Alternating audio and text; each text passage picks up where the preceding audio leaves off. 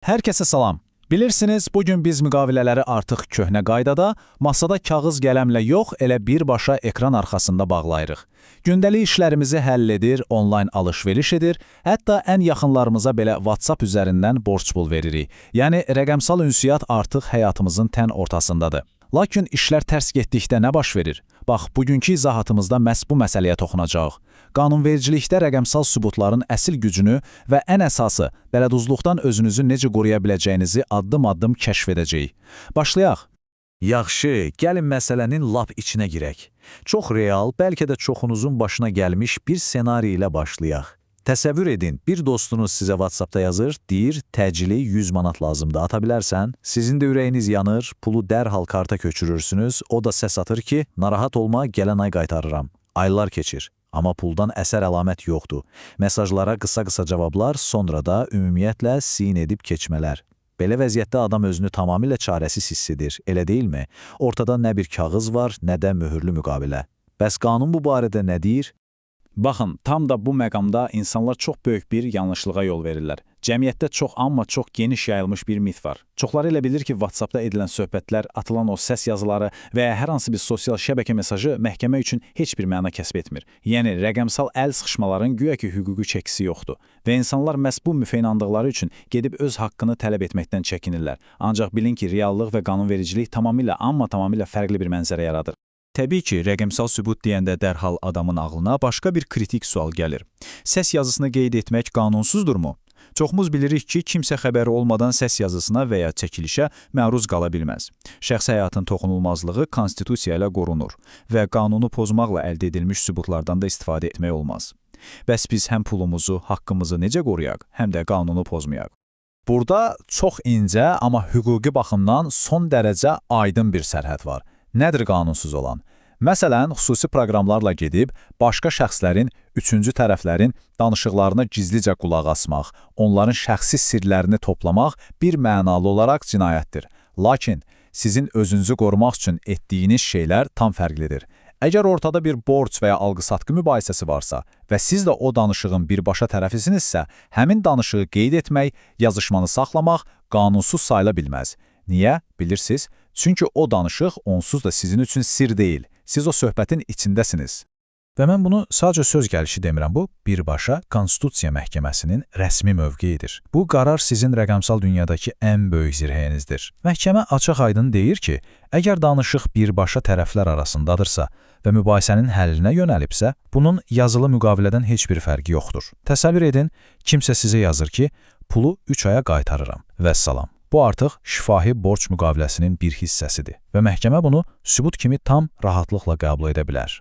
Yaxşı, bəs əgər məsələ sadəcə borcun gecikməsi yox, birbaşa sizin bilərəkdən aldadılmağınızdırsa, bax bu zaman qanunun biraz daha sərt tərəfinə keçirik, yəni dələduzluğa. Dələduzluğun qəlbində iki şey dayanır, aldatma və etibardan sui-istifadə. Yəni, o şəxs sizdən pulu alanda əslində heç vaxt o öhdəliyi yerinə yetirmək niyyətində olmayıb.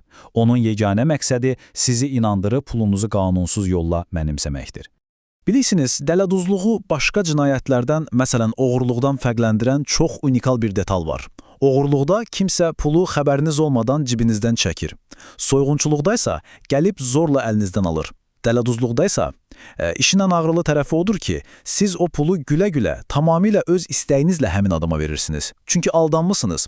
Onlayn bir mağazadan bahalı telefon sifariş edib, içinə daş qoyulmuş bir qutu aldığınızı düşünün. Satıcı da yazır ki, özünüz bunu seçmişdiniz. Bax, elə bu halda sizin o WhatsApp yazışmalarınız sırf o yalanı sübut etmək üçün əlinizdəki yeganə və ən güclü silahdır. İndi isə gəlin biraz da rəqəmlərdən danışaq. Qanunda 500 manat çox, amma çox kritik bir həddir. Nəyə görə? Çünki hər aldatma dərhal cinayət işi demək deyil. Əgər sizə vurulan ziyan 500 manata qədərdirsə, bu sadəcə xırda talama sayılır və şəxsə cərimə, ictimai işlər və ya qısa müddətli inzidati həbs verilə bilər. Amma əgər o məbləğ 500 manatı bir qəpik belə keçirsə, vəssalam, bu artıq birbaşa cinayət məsuliyyəti yaradır. Məhz bu nöqtədən etibarən işlər çox ciddiləşir. Bəs cəzalar necə hesablanır? Burada həqiqətən maraqlı bir sistem var. Qanun vurulan ziyanın miqdarına görə cəzaları çox dəqiq təraziləşdirir. Ziyan artdıqca təbii ki, cəzada kəskinləşir. Məsələn, rəqəm 5000 manatı keçirsə, bu artıq xeyli miqdardır və cəza 5 ilə qədər həbs ola bilər. 50 min manatdan yuxarı isə külli miqdar adlanır və 10 ilə qədər azadlıqda məhrum etmə deməkdir. Və əgər ortada 500 min manatdan çox vəsait varsa, bu artıq 14 ilə qədər həbs nəzərdə tutan çox ağır bir cinayətdir. Yəni, bu rəqəmlər göstərir ki, qanun sizin mülkiyyətinizi necə böyük bir qüvvə ilə qoruyur. Əlbəttə, günümüzdə bu fırıldaqçılar küçədə yox, elə internetdə gəzirlər. Gəlin reallıqla üzləşək. Sizə gələn o şübhəli linklər var həmən o linklərlə kart məlumatlarınızı oğurlamağa çalışan phishing hücumları, olmayan malları satan o saxta Instagram səhifələri və ən təhlükəlisi, özünü güya bank işçisi kimi təqdim edib sizdən kartın 16 rəqəmini və ya gələn SMS kodunu istəyənlər. Qətiyyən unutmayın, heç bir bank sizdən CVV kodunuzu istəməz. Bu hadisələr sadəcə telefonda baş verir deyə heç kim düşünməsin ki, cəzasız qalacaq. Cinayət Məcəlləsi onlayn mühitdə də eyni sərtliklə işləyir. Yaxşı, bütün bu təhlükələri və qaydaları bildikdən sonra gəlirik ən praktik, ən can alıcı suala. Tutaq ki, aldandınız, amma əlinizdə yazışmalar, səs yazıları var. Nə edirsiniz? Dərhal screenshot çəkirsiniz. Bəs o screenshotu çap edib aparıb məhkəməyə qoymaq doğrudanmı kifayət edir? Bu sual rəqəmsal sübutlar məsələsinin düz mərkəzidir. Çünki texnologiya bizə nə qədər sübut yaradırsa, onu saxtalaşdırmaq imkanını da bir o qədər asanlaşdırır. Və həll yolu bax budur. Birinci və ən vacib qayda, heç vaxt, amma heç vaxt sadəcə screenshota güvənməyin. O tək başına çox zəif bir sübutdur. Bugün 5 dəqiqənin içində istənilən proqramla mesajı saxtalaşdırmaq, adı dəyişmək olar. İkinci və qızıl addım isə originalı sübut etməkdir. Bunun üçün həmin cihaz, yəni sizin telefonunuz ya texniki ekspertizadan keçməlidir, ya da o mesajlar rəsmi qaydada notariat tərəfindən təsdiqlənməlidir. Yalnız belə etdikdə siz məhkəməyə baxın, bu mesajların heç biri montaj deyil qarantiyasını verə bilirsiniz. Sübutlarınız tam hazırdırsa, artıq hüquqlarınızı aktiv şəkildə müdafiə etməyin tam vaxtıdır. Birinci iş, dərhal 102 qaynar xəttinə zəng vurub şikayət etməkdir. Amma burada çox vacib bir məqam var. Polis sadəcə cinayətkarı tapıb cəzalandırır. Şikayət etmək pulun dərhal cibinizə qayıtması demək deyil. Pulu geri almaq üçün siz cinayət işi gedə-gedə məhkəmədə mülki iddiaçı kimi tanınmalısınız. Yəni rəsmi olaraq tələb etməlisiniz ki, bu adam təkcə həbsə getməsin, həm də mənim pulumu qəpiyinə qədər geri qaytarsın. Bilirsiniz, qanunda zərər çəkmişin xeyrinə işləyən çox maraqlı bir barışıq mexanizmi də var. Əgər o dələduz peşman olarsa və sizə dəymiş ziyanı 100% tam geri qaytararsa, bəzi hallarda o həbsdən yaxa qurtara bilər. Amma qanun deyir ki, sən həm də dövlətə cərimə ödəməlisən. Ziyanın miqdarından asılı olaraq o şəxs vurduğu zərərin əlavə olaraq 25 və ya hətta 50% qədər dövlət büdcəsinə ödəniş etməlidir ki, cinayət məsuliyyətindən azad olunsun.